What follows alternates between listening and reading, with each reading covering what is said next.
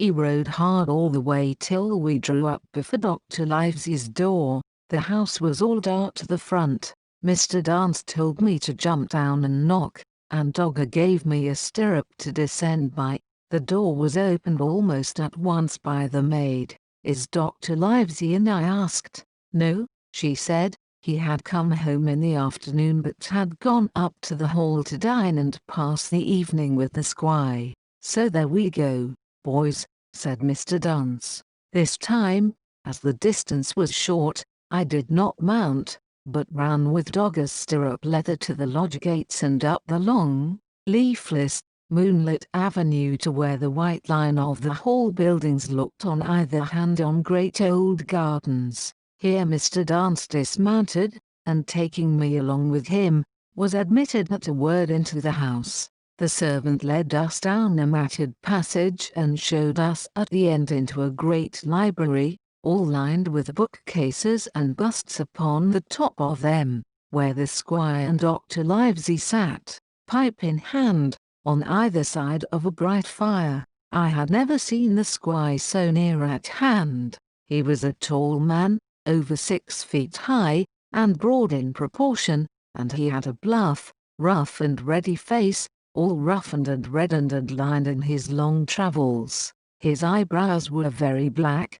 and moved readily, and this gave him a look of some temper, not bad, you would say, but quick and high. "Come in, Mr. Dance," says he, very stately and condescending. "Good evening, Dance," says the doctor with a nod, "and good evening to you, friend Jim. What good wind brings you here?" The supervisor stood up straight and stiff and told his story like a lesson, and you should have seen how the two gentlemen leaned forward and looked at each other, and forgot to smoke in their surprise and interest. When they heard how my mother went back to the inn, Dr. Livesey fairly slapped his thigh, and the squire cried bravo and broke his long pipe against the grate.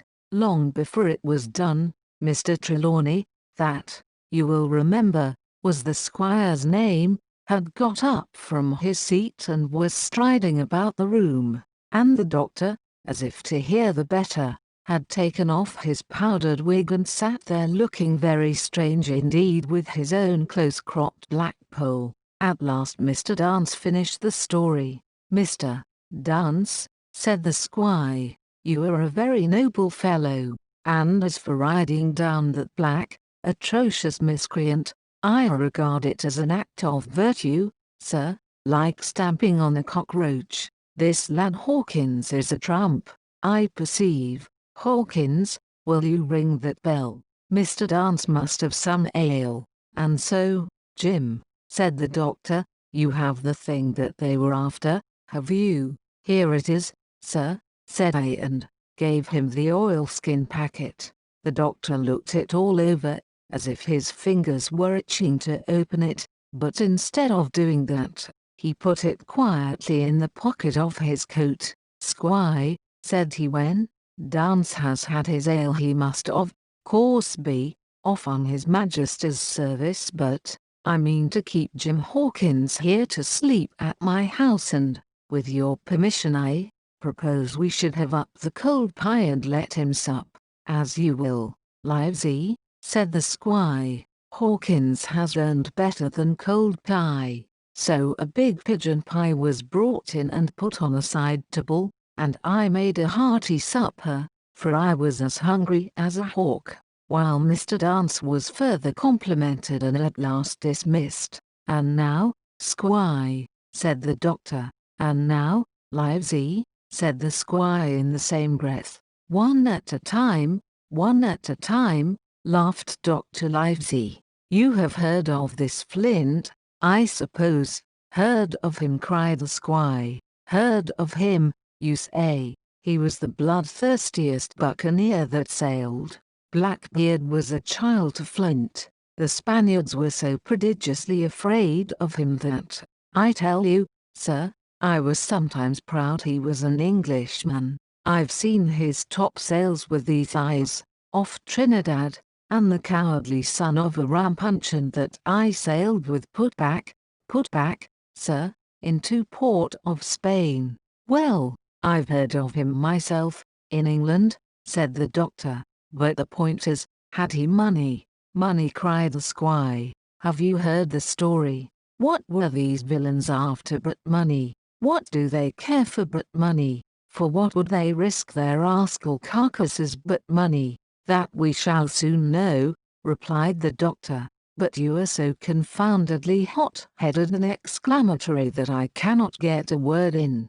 What I want to know is this: supposing that I have here in my pocket some clue to where Flint buried his treasure, will the treasure amount to much? Amount, sir, cried the squire. It will amount to this: if we have the clue you talk about, I fit out a ship in Bristol dock, and take you and Hawkins here along, and I'll have the treasure if I search a year. Very well, said the doctor. Now, then, if Jim is agreeable, we'll open the packet, and he laid it before him on the table. The bundle was sewn together, and the doctor had to get out his instrument case and cut the stitches with his medical scissors. It contained two things, a book and a sealed paper. First of all we'll try the book, observed the doctor. The squire and I were both peering over his shoulder as he opened it, for Dr. Livesey had kindly motioned me to come round from the side table, where I had been eating, to enjoy the sport of the search. On the first page there were only some scraps of writing, such as a man with a pen in his hand might make for idleness or practice. One was the same as the tattoo mark, Billy Bones his fancy. Then there was Mr. W. Bones, mate, no more rum, off Palm Key he got it, and some other snatches, mostly single words and unintelligible. I could not help wondering who it was that had got it, and what it was that he got. A knife in his back as like as not. Not much instruction there, said Dr. Livesey as he passed on. The next 10 or 12 pages were filled with a curious series of entries. There was a date at one end of the line and at the other a sum of money, as in common account books, but instead of explanatory writing, only a varying number of crosses between the two. On the 12th of June, 1745, for instance, a sum of £70 had plainly become due to someone, and there was nothing but 6 crosses to explain the cause. In a few cases, to be sure, the name of a place would be added, as off Caracas, or a mere entry of latitude and longitude, as 62:17 feet 20, 1902 feet 40. The record lasted over nearly 20 years, the amount of the separate entries growing larger as time went on, and at the end a grand total had been made out after 5 or 6 wrong additions, and these words appended: Bones, his pile. I can't make head or tail of this, said Dr. Livesey. The thing is as clear as noonday, cried the squire. This is the Black-Hearted Hound's account book. These crosses stand for the names of ships or towns that they sank or plundered. The sums are the scoundrel's share, and where he feared an ambiguity, you see he added something clearer. Off Caracas, now, you see, here was some unhappy vessel boarded off that coast. God help the poor souls that manned her, coral long ago. Right, said the doctor. See what it is to be a traveller. Right, and the amounts increase, you see, as he rose in rank. There was little else in the volume but a few bearings of places noted in the blank leaves towards the end and a table for reducing French, English, and Spanish monies to a common value. Thrifty man, cried the doctor. He wasn't the one to be cheated. And now, said the squire, for the other, 0075 meters. The paper had been sealed in several places with a thimble by way of seal, the very thimble, perhaps, that I had found in the captain's pocket. The doctor opened the seals with great care, and there fell out the map of an island, with latitude and longitude, soundings, names of hills and bays and inlets, and every particular that would be needed to bring a ship to a safe anchorage upon its shores. It was about 9 miles long and 5 across, shaped, you might say, like a fat dragon standing up, and had 2 fine land-locked harbours, and a hill in the centre part marked the spyglass. There were several additions of a later date, but above all, 3 crosses of red ink, 2 on the north part of the island, 1 in the southwest, and beside this last, in the same red ink, and in a small, neat hand, very different from the captain's tottery characters, these words, "Bulk of treasure here." Over on the back the same hand had written this further information: "Tall tree, spyglass shoulder, bearing a point to the N of NNE Skeleton Island ESE and by E 10 feet. The bar silver is in the north cache, you can find it by the trend of the east hummock, 10 fathoms south of the black crag with the face on it. The arms are easy found, in the Sand Hill, end point of North Inlet Cape, bearing E and a quarter NJF." That was all, but brief as it was, and to me incomprehensible, it filled the squire and Dr. Livesey with delight. "Livesey," said the squire, "you will give up this wretched practice at once.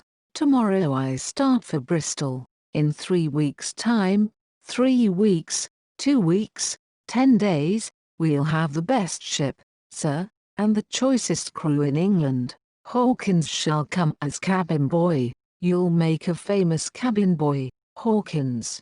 You, Livesey, are ship's doctor, I am admiral. We'll take Redruth, Joyce, and Hunter. We'll have favourable winds, a quick passage, and not the least difficulty in finding the spot, and money to eat, to roll in, to play duck and rake with ever after." "Trelawney," said the doctor, "I'll go with you, and I'll go bail for it, so will Jim, and be a credit to the undertaking. There's only one man I'm afraid of." "And who's that?" cried the squire. "Name the dog, sir." "You," replied the doctor, "for you cannot hold your tongue. We're not the only men who know of this paper.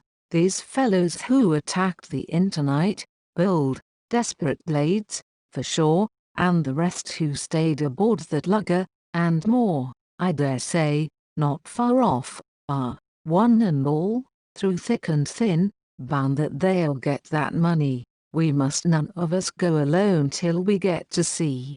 Jim and I shall stick together in the meanwhile. You'll take Joyce and Hunter when you ride to Bristol, and from first to last, not one of us must breathe a word of what we've found." "Livesey," returned the squire, "you're always in the right of it. I'll be as silent as the grave.